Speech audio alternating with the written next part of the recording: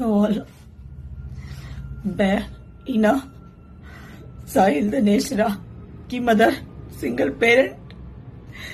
मैंने अपने बच्चे को 23 साल से एज ए सिंगल मदर पाला है और एक रईसजादे की स्कॉर्पियो जो कि स्पीड की रील और स्टंट मारने के लिए अपने घर से गाड़ी लेके निकले थे अनलाइसेंस्ड। उस लड़के को गाड़ी चलानी भी नहीं आती। He was unlicensed driver. उसने 3 फरवरी को मेरे मासूम बच्चे को अपनी गाड़ी से ऑन द स्पॉट उड़ा दिया। वो मेरे बच्चे को उड़ा दिया उसने। I am a helpless mother alone.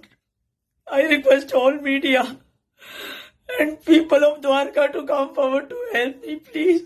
I request, I beg as a mother, please save your children.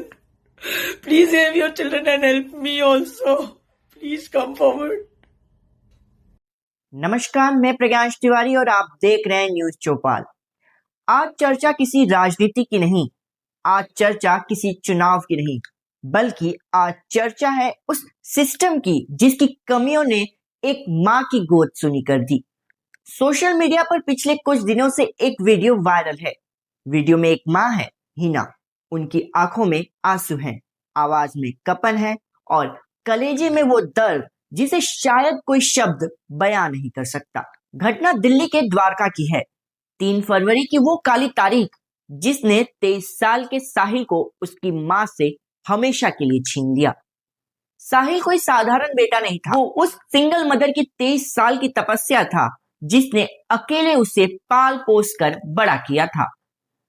लेकिन एक रईसजादे के स्टंट के शौक ने इस तपस्या को एक पल में राख कर दिया। क्या है पूरा मामला, आइए समझते हैं।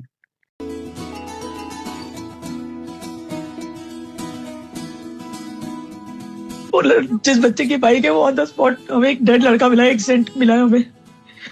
मैंने उससे पूछा लड़का कैसा है देखने में। उन्होंने बोला कि पतला है, गोरा सा है। मेरी जान सुख गई। मैं भागते हुए सीढ़ियों से अपनी गाड़ी उठा के मैं पहुंची वहां पे। मेरा बच्चा, उसकी बाइक के 3 टुकड़े, स्पोर्ट्स बाइक, इतनी भारी बाइक के 3 टुकड़े हो रखे थे। मैं बोलती रही मेरे बच्चे को मुझे गले लगाने था, उसको बहुत चोट लगी है। मेरे बच्चे की आत्मा तड़प रही होगी, उसको दर्द हो रहा होगा। स्टंट का जानलेवा शौक। एक नाबालिग लड़का जिसके पास न लाइसेंस था न गाड़ी चलाने का समझ, वो स्कॉर्पियो लेकर सड़कों पर रील बनाने और स्टंट करने निकला। तेज रफ्तार गाड़ी ने साहिल को कुचला और उसकी मौके पर ही मौत हो गई। कानून का मजाक बना रखा है। आरोपी नाबालिग है, इसलिए उसे जुवेनाइल होम भेज दिया गया। पिता को गिरफ्तार किया गया, लेकिन क्योंकि धाराएं जमानती थी इसलिए वो आज अपने घर पर आराम कर रहे हैं। पछतावा नहीं, कोई डर नहीं। याद कीजिए पुणे का वो पॉश केस। वहां भी एक रईसजादे ने 2 इंजीनियर्स को कुचल दिया था और सजा क्या मिली? 300 शब्दों का निबंध। आज द्वारका के इस केस में भी वही हो रहा है।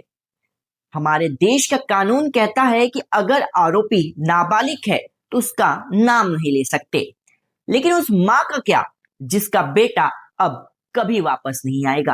क्या हमारा जस्टिस सिस्टम सिर्फ अपराधियों को बचाने के लिए है? बड़ा सवाल यह है कि दोषी कौन है?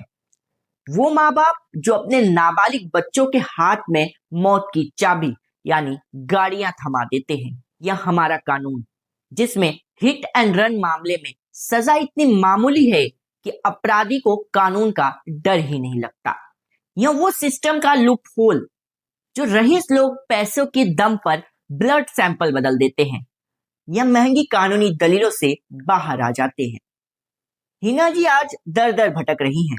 वो गुहार लगा रही हैं कि कोई तो उनके बेटे को इंसाफ दिलाए। न्यूज चौपाल के माध्यम से हम सरकार और नीति निर्माताओं से ये मांग करते हैं कि नाबालिगों द्वारा किए गए ऐसे अपराधों में गाड़ी के मालिक यानी माता पिता पर कड़ी कार्रवाई हो, कानून में बदलाव हो ताकि एक्सीडेंट के नाम पर जान लेने वालों को तुरंत जमानत न मिले। जब तक कानून का खौफ नहीं होगा तब तक ये रीलबाजी और स्टंटबाजी मासूमों की जान लेती रहेगी। साहिल तो चला गया, लेकिन क्या हम हिना जैसी दूसरी माताओं की कोख उजड़ने से बचा पाएंगे? ये सवाल आज हम आपके लिए छोड़ रहे हैं।